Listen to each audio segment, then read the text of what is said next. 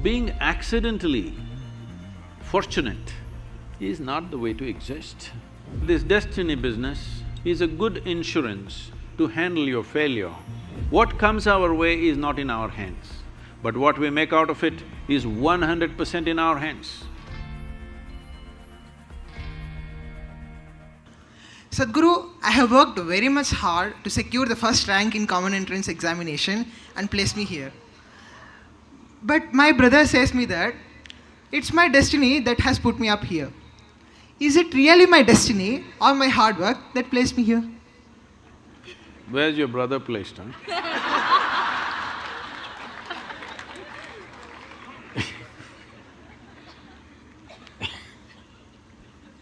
See, what people are generally calling as destiny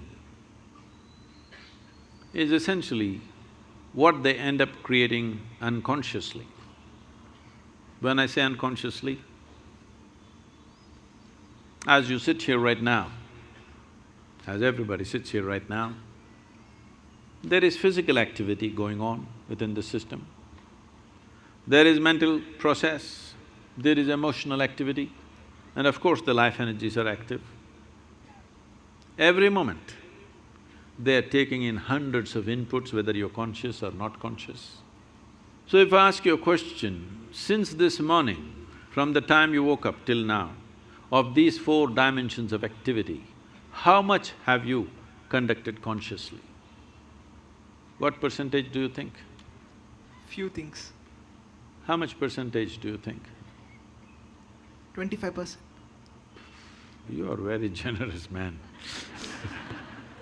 It's well below 1%.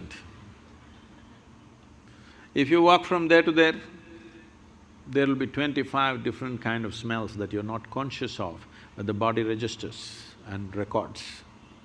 There are 100 different kinds of sounds that the body registers that you're not conscious of. Like this throughout the day and night, in wakefulness and sleep, this is happening.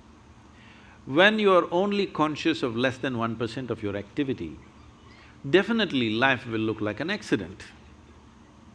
Hello? When 99% of the things that you're doing unconsciously, definitely life will look accidental. If the accident…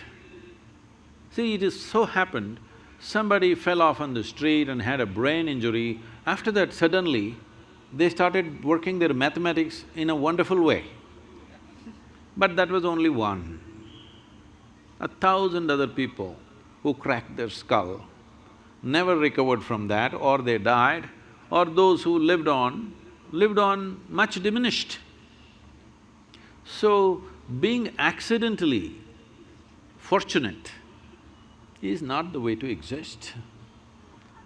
So, whenever a pleasant accident happens, we say it's destiny.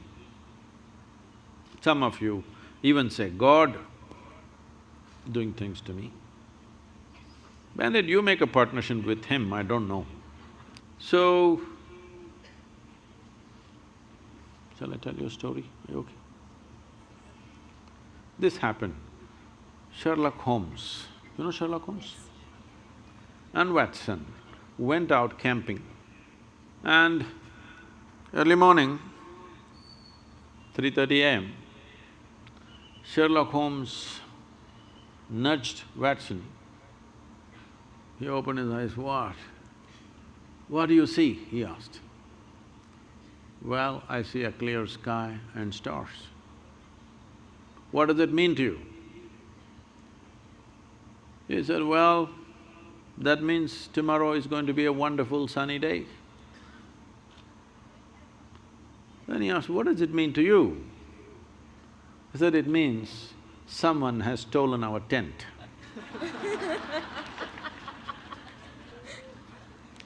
So, we don't know what went missing, and something may fall here and there by chance, but that's not the way life works.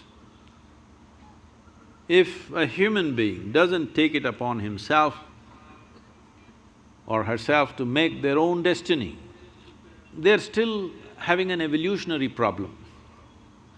That is, they are still not yet fully there. Because being human means this, that we can conduct our life consciously.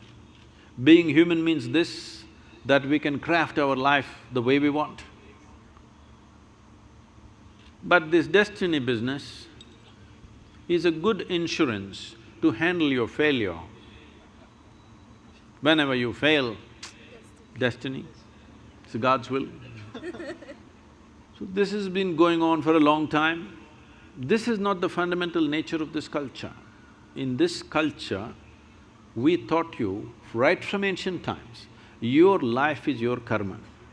Did we tell you or no? Nobody told you, there is a God up there who will do things to you. We always told you, your life is your karma. This means your life is your making.